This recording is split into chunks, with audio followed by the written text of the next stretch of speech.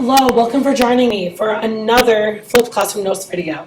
Today we're going to be finishing up section 1.4, solving equations.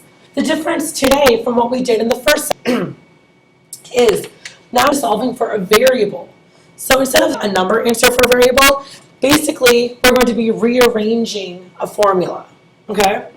So what do I mean by that? Well, for all of these, we're going to be solving each formula for n. So when I say solve for n, basically I'm saying get n by itself. I want this equation to read n equals and everything else. So we need to isolate that n value. So, well, what's happening to the n value in this first problem? Well, w is being added to it and it's being multiplied by r. So I want us to recall when we're talking about solving equations, we're doing the reverse of PEMDAS. So I'm going to take care of any addition or subtraction before I take care of multiplication and division. So what I mean by that is, I'm going to first subtract w from both sides of this equation because I'm undoing PEMDAS, the reverse of PEMDAS. So we're going to have r times n equaling b minus w. Now, my n is still being multiplied by r. To undo multiplication, we need to use division. So I'm going to divide both sides by r to cancel it off. So I have n equals b minus w all divided by r.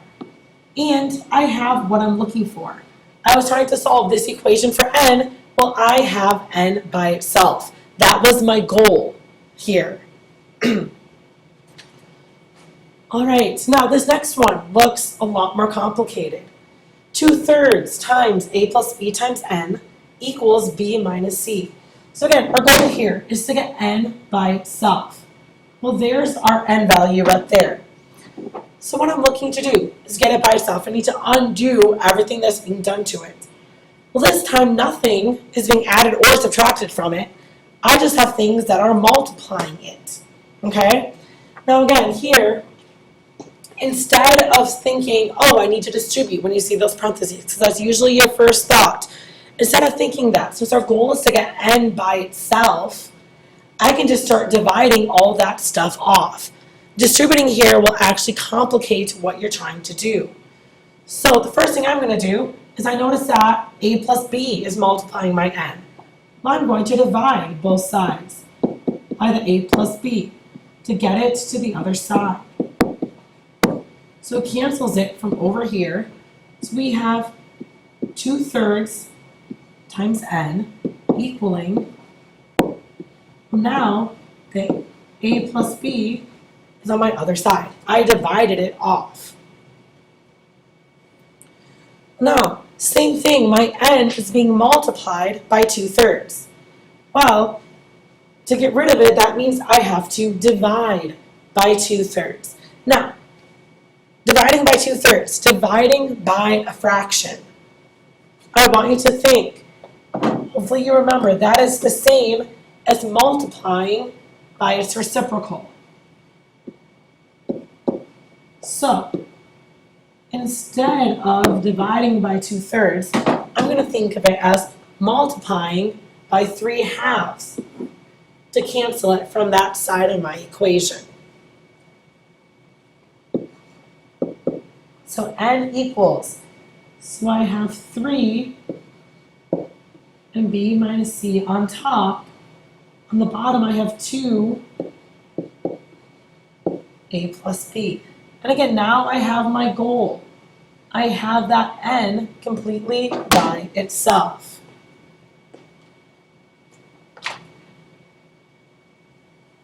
All right, so looking at our next example. Number 3, again, we're looking to get n by itself. So first I'm going to identify where is my n. Well, here my n is right there. So again, thinking of our step-by-step process. Taking care of addition and subtraction before we deal with multiplication and division. I see a whole term that is adding to that n. That big is being added to that my n term.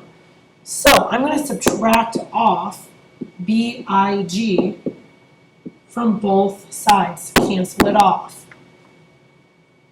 So I have my ti ny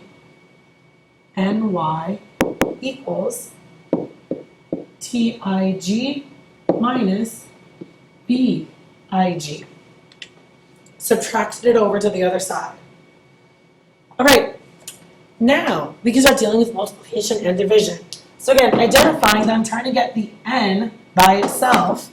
Now I have ti and y all multiplying that n. So in one swoop, to undo that multiplication, again, think I need to be dividing.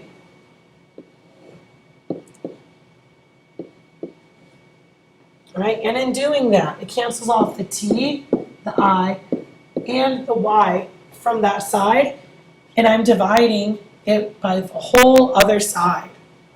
So now I have my n by itself. I have my tig minus big. And again, that tiy is dividing that whole side of the equation over there.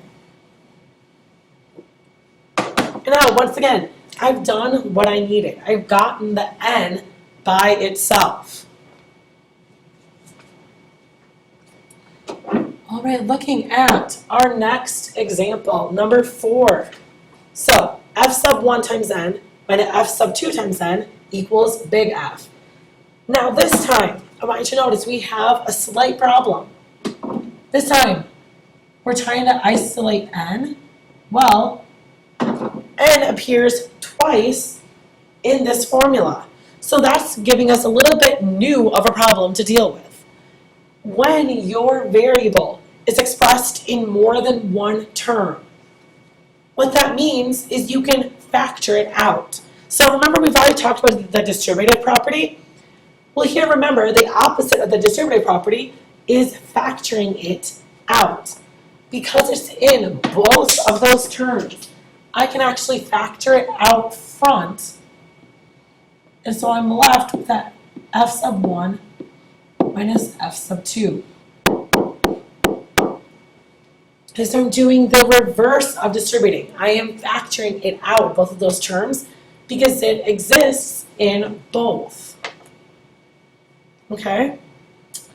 So, now that I have it out front, I've factored out, well now notice that f sub 1 minus f sub 2 is multiplying my n.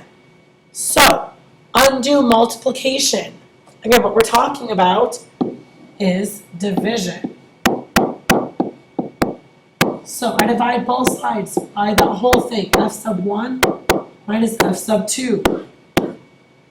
And that gives me exactly what I'm looking for. Now I have my n by itself. I have everything else on the other side of my formula.